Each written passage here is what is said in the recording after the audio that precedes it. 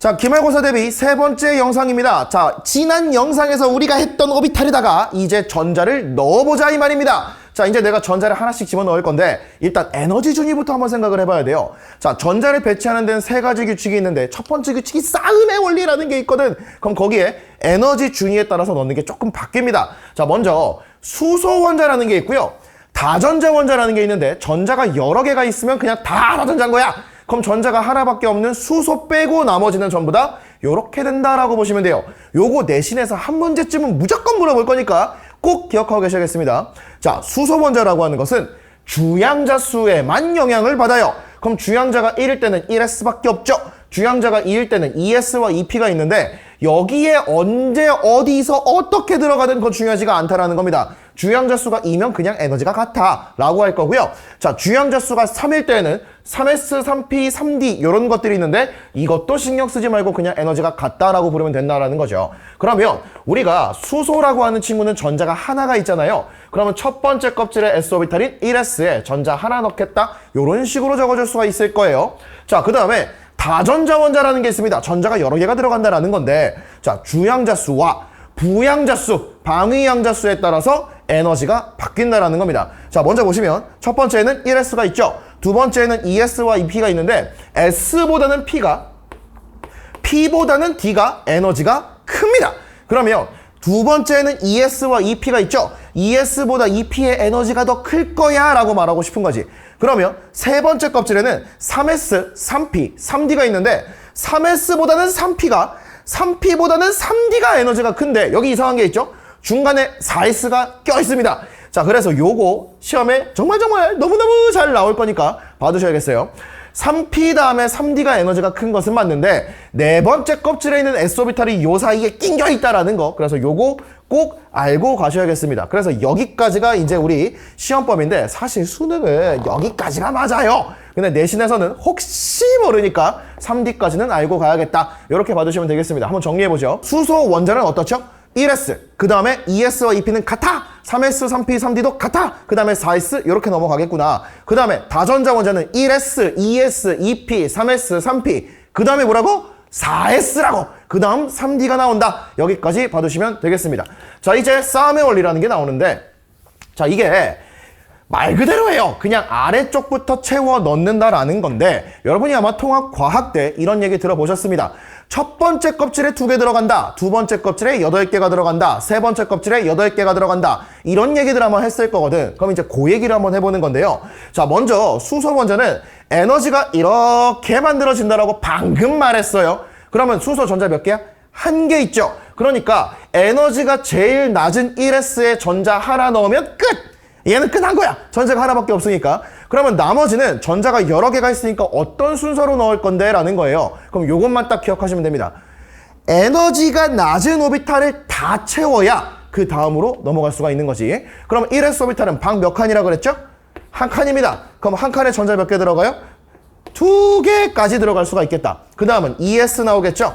2s의 전자가 2개. 그 다음은 2p가 나오는 겁니다. 자, 그러면 2p 오비탈은 방이 3칸이에요. 그러면 이 친구의 전자를 넣을 때 한 칸당 2개씩 6개가 다 들어가야만 세 번째 껍질인 3s로 넘어갈 수가 있구나 라는 식으로 생각하시면 되겠습니다. 그래서 여기다가 전자를 이런 식으로 쭉쭉쭉쭉 넣어서요 6개가 들어가고 나면 3s 오비탈의 전자가 이제 들어갈 수가 있을 거야. 이렇게 이제 말을 하는 거예요. 그럼 만약에 이런 그림이 나왔다라고 한번 생각을 해봅시다. 그러면 얜 누구야? 라고 물어볼 거거든. 그럼 전자 몇 개야? 하나, 둘, 셋, 넷, 다, 여, 일곱, 여덟, 아홉, 열, 열하나. 원자 번호 11번 나트륨이었구나 라고 이제 잡아주면 된다라는 것이죠. 여기까지 괜찮으실까요? 자, 그런데 위배 가능이라고 써있어요. 위배 가능. 이건 무슨 말이야? 어겨도 된다 이 말이야. 자, 이게 무슨 말이냐? 만약에 내가 마그네슘을 보고 싶은 거야. 그럼 이 친구는 전자가 12개가 있죠? 그러면 여기까지가 전자가 10개거든요. 그럼 여기에 2개가 들어가야 되는데 갑자기 에너지가 높은 껍질인 p-오비탈에 여기로 쏙 하고 들어가 버리는 겁니다. 그럼 이 친구는 싸움의 원리를 위배한 게 되겠죠? 여기가 아직 비었으니까요. 그런데 이 친구 그래도 된다라는 겁니다. 다만 불안정할 뿐이다. 자, 그래서 위배가 가능하다라는 것은 위배를 했을 때가 안정하다는 소리가 아니에요. 이걸 만족하면 안정한 건데 만약에 이걸 위배하더라도 존재할 수는 있지만 안정하진 않다라고 생각하시면 된다라는 거죠. 여기까지 괜찮을까요? 그럼 이제 넘어가 보도록 할게요. 자, 그 다음 이제 파울리 베타 원리라는 게 나오는데, 자, 이 파울리 베타 원리는 뭐냐면 이거 혹시 몰라서 하는 얘기인데요. 우리 수행평가 보거나 서술형 적을 때 베타라고 적으시면 안 돼요. 여러분은 베타 테스터가 아닙니다. 이거 베타예요. 베타적이다 할 때 베타. 그래서 아이라는 거 요거 혹시 몰라서 정말로 얘기를 하는 거고요. 자, 그러면 이제 요 얘기를 한번 해볼게요. 자, 파울리 베타 원리는 뭐냐면 스핀 방향이 반대인 두 개의 전자까지만 들어갈 수 있다. 자, 스핀 양자수라는 게 플러스 2분의 1, 마이너스 2분의 1이라고 했는데 요거를 우리가 그림으로 표현을 할 때는 화살표 위아래 요렇게 표현을 할 거거든. 자, 그래서 요거 딱 봐주시면 돼요. 스핀 방향이 반대로 오비탈 한 칸의 전자가 두 개만 들어갈 거야. 자, 여기 보시면 위아래 두 개 잘 들어갔죠? 괜찮다. 자, 그런데 위아래 괜찮은데 여기에 위 안 된다라는 겁니다. 그래서 이거 위배다. 자, 그 다음에 여기에 세 개 들어갔죠? 안 된다라는 거예요. 이거 둘 다 안 된다. 자, 그러니까 전자가 한 개 혹은 두 개까지는 괜찮아. 그런데 두 개가 들어갈 때도 화살표가 위아래로 들어가야 된다고. 그리고 세 개는 안 돼. 요것만 딱 기억하시면, 자, 불가능한 전자 배치라고 돼 있죠? 이건 뭐냐? 위배 불가입니다. 아까 전에 싸움의 원리는 위배할 수 있다라고 했죠? 다만 불안정할 뿐이야. 하지만 이 친구 같은 경우에는 위배하면 터져버려요. 그래서 위배가 불가능하다. 그래서 이런 거 잘 나온단 말이야. 우리가 뒤에 가서 바닥 상태, 들뜬 상태 이렇게 얘기를 할 거거든. 바닥이라고 하는 건 안정한 상태를 말해요. 들뜬이라고 하는 건 불안정한 상태를 말합니다. 하지만 존재를 하는 거예요. 그런데 파울리 베타 원리를 위배한 그림을 딱 보여주고 나서 이렇게 물어본다고.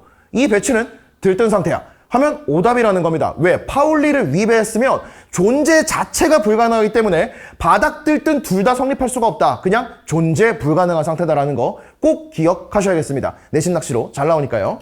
자, 그리고 이제 훈트의 규칙인데, 자, 이제 미스터 훈트가 있습니다. 자, 에너지 준위가 같은 여러 개의 오비탈에 전자가 들어갈 때 홀 전자가 많을수록 안정하다 이렇게 되어 있거든요. 자, 그래서 요거 이제 한번 보시면요. 여기 버스가 있죠? 자, 여기 버스가 있어요. 그럼 이제 여러분은 어디 앉으실 겁니까? 저는 여기 앉을 겁니다. 왜? 일단 여기까지 오는데 시간이 걸리죠? 귀찮아서라도 안 올걸? 자, 그 다음에 여기까지 왔어요. 그럼 이제 어떻게 해야 돼? 나한테 저기요 라고 해주면 내가 이렇게 비켜줘야 내 옆에 사람이 앉을 수가 있겠죠?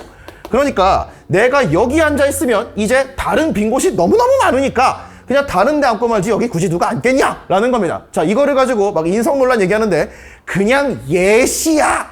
그렇다는 거야. 너무 그렇게 각박하게 살지 맙시다. 자, 어쨌든 간에 자, 여기에 이렇게 생긴 아저씨가 막 이러고 이제 오고 있는 거죠. 이렇게 막 지팡이 들고 막 이렇게 뛰어오고 있습니다. 자, 이제 여기 들어와서 막 두리번거리는 거야. 그러다가 나랑 눈이 딱 마주치는 거죠. 그러더니 옆으로 막 이러고 이제 와가지고 나한테 이제 얘기를 하는 겁니다.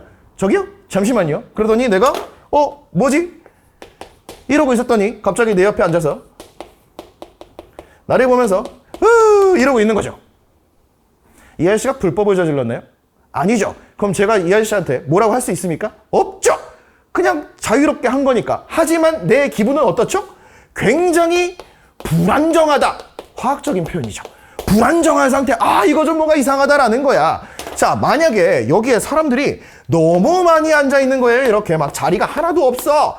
이런 상태에서 내 옆에 와서 앉았다라고 하면 이건 이상하지 않지. 그런데 아무도 없는데 내 옆에 와서 앉았어? 이건 너무너무 이상하다라는 거야. 이게 훈트의 규칙입니다. 자, 무슨 말이냐? 자, 우리가 다시 한번 얘기를 해보면요. S오비탈은 방이 한 칸입니다. 이 한 칸에는 전자가 두 개까지 들어갈 수 있죠. 내가 요렇게 딱 들어가 있는 거야. 그럼 그 다음 전자가 여기에 들어오겠다? 아, 괜찮다 이겁니다. 왜? 방이 한 칸밖에 없잖아요. ES도 마찬가지예요. 방이 한 칸밖에 없기 때문에 그 다음 애가 들어오면 괜찮다라는 겁니다.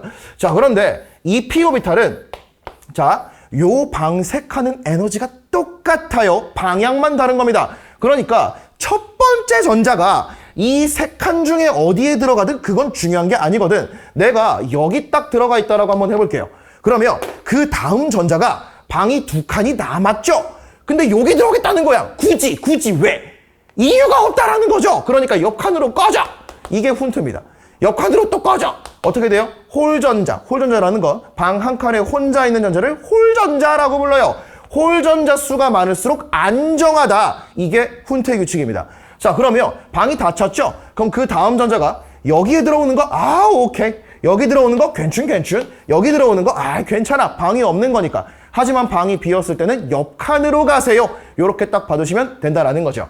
자, 그래서 여기까지가 이제 훈태 규칙이고요. 이 세 가지 규칙을 모두 만족을 했을 때 우리는 이 친구를 바닥 상태라고 부릅니다. 자, 그래서 여기 질소를 한번 볼게요. 질소는 전자가 7개가 있죠? 그럼 첫 번째 전자가 여기 들어가겠죠? 두 번째가 여기 들어갑니다. 이게 뭐다? 싸움의 원리다. 그럼 그 다음은 여기, 그 다음은 여기. 요렇게 들어간다라는 거예요. 2개씩만 들어갈 수 있죠? 화살표 위아래로 돼 있죠? 파울리 베타 원리 만족했네? 이렇게 되는 거야.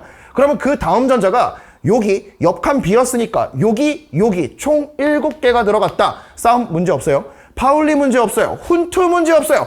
완벽. 이거를 바닥이라고 불러야지 라고 한다라는 거예요. 자, 그런데 싸움의 원리를 위배하거나 훈투의 법칙을 위배했어요. 이랬을 때는 존재 가능합니다. 다만 불안정한 것이고 우리는 그거를 들뜬 상태라고 불러요. 들뜬이라는 표현이 좀 이상하게 느껴질 수 있는데 영어로도 똑같거든요. excited state다 이 말이야. 그럼 바닥은요? grounded. 자, 그러니까 결국에는 그냥 통번역입니다. 아, 그래서 에너지가 높은 상태, 들떴구나 라고 생각을 하시면 돼요. 그럼 만약에 훈트를 위배했다. 그런 게 어떤 모양이 있겠느냐? 이런 게 있다라는 거지. 그래서 이런 거. 얘 왜 여기 들어가 있어? 얘 여기 들어가 있어야 될 거 아니야? 그래서 이런 것들을 우리는 들뜬 상태라고 부른다. 라는 것까지 봐두시면 되겠습니다. 자, 그래서 이렇게 쭉 보시면 되는 거고요. 여기 산소, 전자 8개 이렇게 들어갔죠. 근데 얘가 이온 됐을 때는 전자가 2개를 더 얻을 건데 요 빈칸이 있죠? 여기에 쏙쏙 들어가주면 되는 거죠. 나트륨 같은 경우에는 전자가 세 번째 껍질에 하나가 있는데 요걸 잃어버림으로 인해서 옥텟 규칙 만족하고 안정해질 거야. 이건 3나노 가서 합시다. 자, 그러면 얘도 전자를 잃어버렸으니까 요렇게 해서 네온 배치를 가지면서 안정해지겠다. 라는 것 정도 봐두시면 되겠습니다. 자, 바닥 상태, 들뜬 상태, 그리고 존재 불가능 요거 꼭 기억하셔야 돼요. 여기까지 봐두시면 되겠고요. 자, 이제 본격적으로 하나씩 한번 채워볼게요. 자, 첫 번째 껍질이 있어요. 근데 이거 네모 그리는 거 너무 귀찮거든? 그러니까 앞으로는 짝대기 하나를 하자. 짝대기, 이거 1S예요. 그럼 여기다가 전자를 2개. 화살표도 귀찮잖아요. 그러니까 이렇게 합시다. 자, 이게 수소 헬륨입니다. 그러니까 2개까지 들어갔죠? 여기 헬륨이 된 거고요. 자, 그러면 이제 두 번째 껍질인데, 자, 이거 보세요. 이렇게 하면 안 됩니다. 얘를 옆에다가 그리셔야 돼요. 옆에 이렇게. 자, 그 다음에 띄어쓰기 하셔야 됩니다. 물론 수행평가나 서술형에서 이렇게 그리면 틀려요. 어떻게 그려야 돼? 네모, 위, 아래, 네모, 위, 아래 이렇게 그려야 되는 거야. 하지만 귀찮으니까 요 정도까지는 생각해보자 라는 겁니다. 자, 그러면 이제 2주기부터 한번 생각을 해볼게요. 자, 2주기 첫 번째가 리튬입니다. 이렇게 들어가죠. 자, 그 다음에 베릴륨입니다. 이렇게 들어가죠. 자, 그러면 리튬일 때를 한번 생각을 해보자. 리튬일 때는 홀 전자가 이렇게 하나가 들어가겠죠. 홀이 1입니다. 자, 그 다음에 베릴륨은 이렇게 들어가겠죠. 홀이 사라져요.